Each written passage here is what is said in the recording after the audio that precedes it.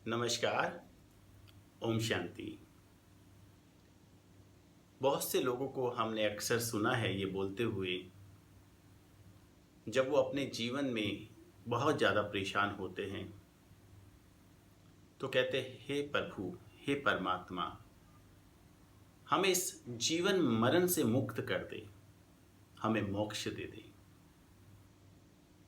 दोस्तों, मोक्ष का अर्थ क्या है? कि क्या वास्तव में आदमी जीवन मरण से मुक्त होना चाहता है? जीवन मरण से मुक्त होकर उसको मोक्ष चाहिए? नहीं, वो जीवन मरण से परेशान नहीं है। वो वास्तव में परेशान होता है अपनी स्थिति से, अपने हालात से, दुनिया के अंदर जो माहौल है उसे देखकर, लोगों की हैवानियत बढ़ती हुई देखकर, हर तरफ अत्याचार होते हुए देखकर, फिर खुद की अपनी स्थिति को बिगड़ते हुए देखकर वो कहीं ना कहीं इतना टूट जाता है कि वो मोक्ष की कामना करने लगता है। परमात्मा कहते हैं कि मोक्ष जीवन मरण का तो कभी होता ही नहीं है। अगर जीवन मरण से आपको मोक्ष मिल गया तो आप सुख कहाँ पर भोगोगे? आज आप परेशान हैं तो आप मोक्ष की कामना कर रहे हैं, लेकिन जब आप सुखी होंगे तो क्या आप इस दुनिया को छोड़ना चाहेंगे? कभी नहीं। जब सुख आता है तो यही दुनिया बहुत खूबसूरत लगती है। जो मोक्ष की कामना करना है हमारा, उसके पीछे कई बार ये कारण भी होता है कि हम इतने टूट गए होते हैं अंदर से कि हमें लगता है ये जीवन एक नरक है। तो वास्तव में परमात्मा कहते हैं नरक और स्वर्ग दोनों यहाँ जमीन पर ही है, इस धरा पर ही है, इसी लोक में है। अगर आप मोक्ष लेकर परमात्मा के चरणों में जाकर स्थान पाना चाहते हैं तो वहाँ कोई सुख की भोगना नहीं मिलने वाली, क्योंकि वहाँ आत्मा शांत स्वरूप में जाकर बैठ जाती है। शांत स्वरूप अर्थात ना उसे देखने की शक्ति होती, ना सुनने की शक्ति होती, ना कोई क्रिया करने की, और ना वहाँ पर कोई पांच तत्वों का प्रभाव होता है। तो वो सुख की भोगना कैसे करेगा? और सुख की भोगना वहाँ नहीं मिलेगी। शांत स्वरूप में वहाँ आत्मा बैठी रहेगी तो प्राप्त क्या करेगा? वास्तव में सुख और दुख की जो भोगनाएं होती है वो मनुष्य के कर्म के ऊपर आधारित होती है। और जब आत्मा शरीर के साथ मिलती है तभी ये सुख और दुख की भोगनाओं का हमें महसूस होता है कि सुख क्या है, दुख क्या है। शरीर से अलग होकर आत्मा कुछ भोग नहीं सकती।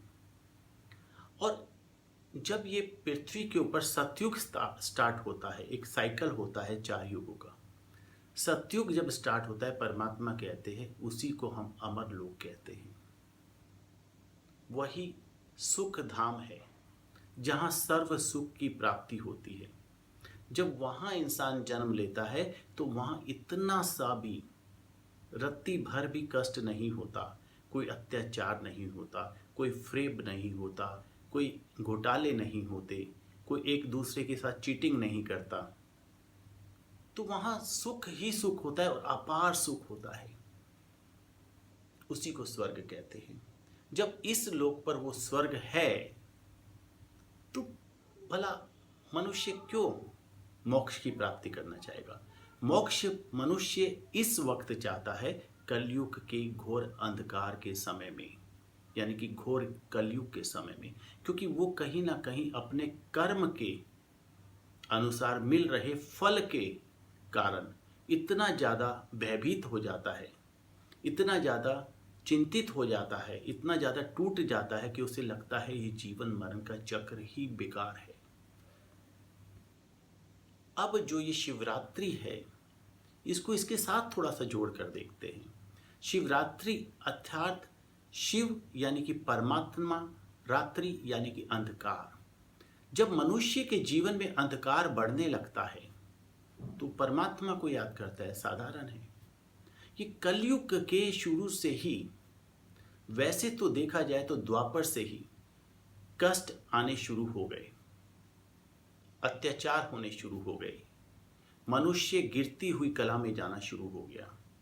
लेकिन जो बहुत ज़्यादा इसका प्रभाव देखा गया वो कलयुग में, और कलयुग में परमात्मा को निरंतर मनुष्य ने याद किया, क्योंकि जब वो अपने कष्ट को, अपनी पीड़ा को देखता है तो परमात्मा को याद करता है। और अंत समय ये कलयुग में अब परमात्मा ही आते हैं। उस रात्रि को जो घोर अंधकार है, यानी कि कलयुग का ये समय है जब सर्व आत्माएं परमात्मा को याद करती है, तो परमात्मा सत्य का ज्ञान देने इस धरा पर आते हैं। वास्तव में परमात्मा यहाँ अवतरित भी हो चुके और वो ज्ञान भी दे रहे हैं। लेकिन वो क्या ज्ञान दे रहे हैं कि हम ये जो भी कुछ देख रहे हैं, हमारे साथ जो कुछ भी हो रहा है, वो सब कुछ हमारे ही कर्मों के ऊपर आधारित है। ये सिर्फ एक ड्रामा रचा गया है और ये ड्रामा हमारे कर्म के अनुसार ही इसकी गति चलती है। अब इस ड्रामा के अंदर अगला जो हमारा पार्ट होगा, जाहिर सी बात है कलयुग के बाद सतयुग का होगा। लेकिन सतयुग की भोगना हमें कैसे प्राप्त होगी? जो जीवन मरण से मोक्ष चाहते हैं, अर्थात वो जीवन मरण से नहीं, दुखों से मोक्ष चाहते हैं, तो वो दुखों से मोक्ष तभी हो सकता है जब हम अपने अकर्मों का पूरा हिसाब चुका दें। तो परमात्मा ने एक साधारण तरीका बताया है अपने अकर्मों का हिसाब चुकता करने का, कि परमात्मा की याद में निरंतर आप रहें। कोई भी कार्य कर रहे हैं, कुछ भी कर रहे हैं, आप भोजन कर रहे हैं या भोजन बना रहे हैं, कोई व्यवसाय का कार्य कर रहे हैं, कहीं आ जा रहे हैं, तो परमात्मा की याद में रहें, परमात्मा के बताए गए मार्ग पर चलें। तो हमारा क्या होगा? हमारी जो अकर्म है उनकी भोगनाएं हमारी कम हो जाएगी। हमारे कष्ट उनकी भोगना तो होगी, लेकिन उनका इफेक्ट हमें कम लगने लगेगा। जैसे होता है ना, हल्का सा उंगली में सुई चुभती है तो बहुत ज़्यादा कई बार दर्द होता है, और किसी की उंगली कट भी जाती है तो इतना दर्द नहीं होता। तो वो भोगनाएं जो है भोगनी तो पड़ेगी, लेकिन उसमें परमात्मा हमें इतना शक्तिशाली बना देंगे कि वो भोगनाएं हमें बड़ी छोटी लगेगी, महसूस उसका बहुत कम होगा।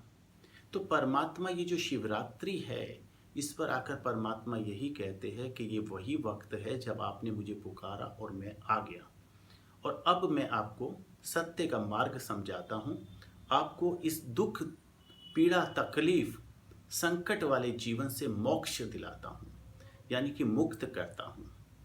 लेकिन उस मुक्ति के लिए हमें सही ज्ञान की आवश्यकता है। सही ज्ञान की प्राप्ति के साथ ही हम परमात्मा के साथ जुड़ पाते हैं। इसी के अंदर आता है राजयोगा मेडिटेशन। राजयोगा मेडिटेशन यही है कि हम परमात्मा के साथ कैसे जुड़े रहें, निरंतर कैसे जुड़े रहें, और उसकी याद में जितना हम चलेंगे हमारे अकर्म कम होने शुरू हो जाएंगे, हमारे विकर्म कम होने शुरू हो जाएंगे, हमारे पापों का हिसाब चुकता होना शुरू हो जाएगा। तो हमें कभी ये कहने की ज़रूरत नहीं पड़ेगी कि हे परमात्मा ये जीवन मरण से हमें मोक्ष दे दे। नहीं, मोक्ष की ज़रूरत ही नहीं पड़ेगी। कल युग जो दुखों से भरा हुआ है, कष्ट से भरा हुआ है, ऐसे युग में भी हमें सुख भोगने को मिलेगा। इससे बड़ी चीज़, इससे बड़ा सुख क्या चाहिए कि कलयुग जो है ही कलयुग, जिसके अंदर हर जगह हाहाकार है, चीखना चिल्लाना है, अत्याचार है, हत्याएं है, असंख्य जीव हत्या है, मनुष्य मनुष्य का दुश्मन है, और वहाँ भी ऐसे युग में भी अगर सुख भोगने को मिल जाए तो इससे बड़ी रजाई क्या होगी। और वो परमात्मा तो फिर 21 जन्मों का हमें वादा करता है कि आप एक बार मेरी मत पर चलो, विश्वास करो, निश्चय बुद्धि होकर मेरी मत का पालन करो और अकर्म को छोड़ते चले जाओ, विकर्म को छोड़ते चले जाओ, तो आपको 21 जन्मों की बादशाही मिलेगी। ये सुनने में शायद अजीब सा लग रहा होगा, लेकिन अनुभव करेंगे तो आप लोगों को भी अनुभव होंगे कि हाँ परमात्मा है, ये सत्य ज्ञान है। और ये सत्य ज्ञान के अनुभव भी बहुत एक कहूँगा बेहद के अनुभव होते हैं, जो अनुभव आज से पहले भक्ति मार्ग पर हम लोगों ने तो नहीं किए। और आप लोग यदि इस मार्ग पर चलना चाहें तो एक 7 डे कोर्स होता है, वो मेरे यूट्यूब चैनल पे 7 दिन का राज योगा मेडिटेशन कोर्स के नाम से 7 डे कोर्स है। उसको आप करेंगे तो सहज आपको ये समझ में आना शुरू हो जाएगा कि वास्तव में हमें क्या मोक्ष की ज़रूरत है या नहीं, क्या वास्तव में समय स्वर्ग का आने वाला है।